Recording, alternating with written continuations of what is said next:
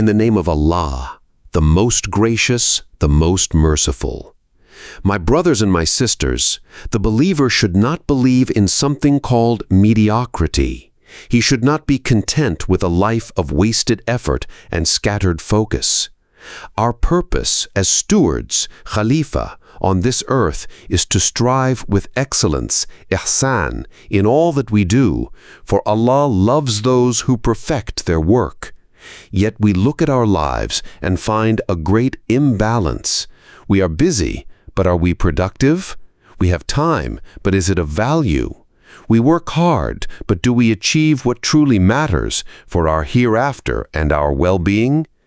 The truth is that for most of us, 80% of our time, our energy, and our resources yield only 20% of the results that truly matter.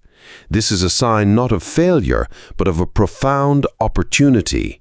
It is a sign that we must reject the fallacy that all efforts are equal. They are not. A small portion of what you do, the vital few, is blessed with far greater impact than all the rest combined. Your first duty, then, is a form of Ijtihad upon your own life, to identify this blessed 20%. Ask yourself, which 20% of my actions brings 80% of the peace in my home? Which 20% of my efforts at work produces 80% of the value? Which 20% of my worship brings me 80% of my closeness to Allah? Once you identify this, your path becomes clear. You must starve the trivial many, the 80% of low-value activities that consume your life, and pour your focus, your time, and your soul into that vital 20%. This is the essence of wisdom. But how do we achieve this focus in a world designed for distraction? You must build a system, a fortress for your attention. This is a discipline, just as prayer is a discipline. You must not simply hope for focus, you must engineer it. Begin by diagnosing your weaknesses. For 3 days, keep a log of every time your focus breaks. Is it the notification on your phone? The whisperings of the dunya? Is it a disorganized space? Is it your own body, weak from poor sleep or improper nourishment? Or is it your mind, clouded with stray thoughts and anxieties? Once you have diagnosed the ailment, you apply the cure. Treat your environment as you would a mosque. It is a place for dedicated purpose. Turn off the notifications of this world so that you can hear the guidance of your Lord. Organize your space so that only what is essential is before you. Your body is an amana, a trust from Allah. You cannot achieve excellence with a body you have neglected.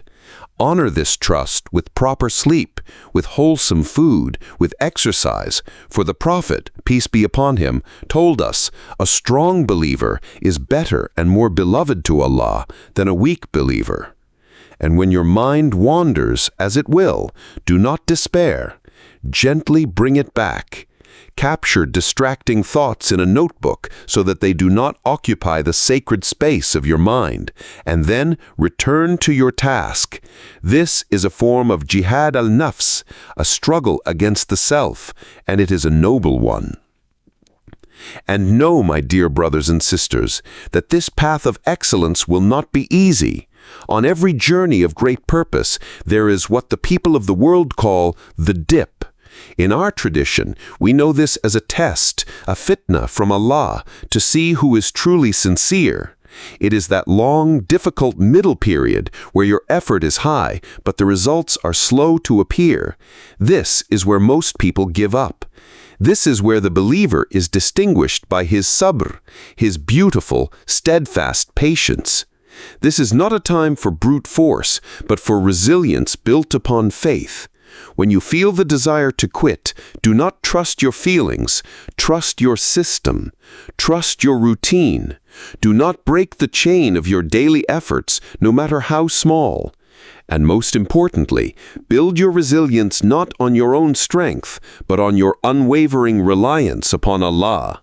Tawakkul is not passive hope. It is the active faith that follows right action.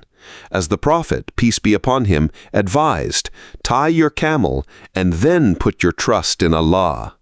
You must do the work. You must build the system. You must fight the distractions. You must persevere through the trial. But you do so with the serene confidence that the outcome belongs to Allah alone. When you feel weak, reframe your struggle. This difficulty is not a sign that you are failing. It is a sign that Allah is forging you into someone stronger, someone more worthy of the goal. These struggles are the raw materials of the success story you will one day tell. So do not be content with a scattered life. Do not accept mediocrity. Apply these principles.